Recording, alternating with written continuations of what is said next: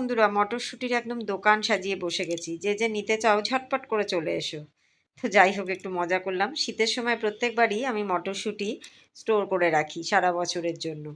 তো দেখো, সেই মতো সবজিওয়ালাকে বলেছিলাম যে 4 কেজি চারেক মটরশুঁটি নেব।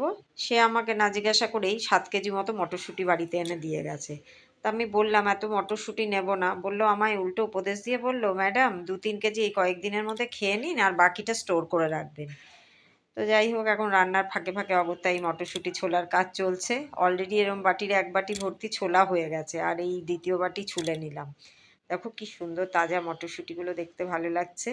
তো আমার মতো কে কে এরম মটরশুঁটি স্টোর করো অবশ্যই কমেন্ট করে জানিও, আর কিভাবে কে স্টোর করো সেটাও জানিও, কারণ অনেকে সিদ্ধ করেও স্টোর করে। তো আমি কাঁচাই স্টোর করি। তো যাই হোক, ছুলিয়ে নিয়ে এবার ডিপ ফ্রিজের মধ্যে রেখে দিলাম। তো যা মটরশুঁটি, আমার মনে হচ্ছে 1 বছরে পুরো শেষ করতে পারবো না। দেখা যাক কতদিন যায়। আরও রয়েছে অনেক মটরশুঁটির ছোলা, এখন সেগুলোকেই ছুলবো। তো চলো, সবাই খুব ভালো থেকো। সবাইকে জানাই শুভ দুপুরের শুভেচ্ছা।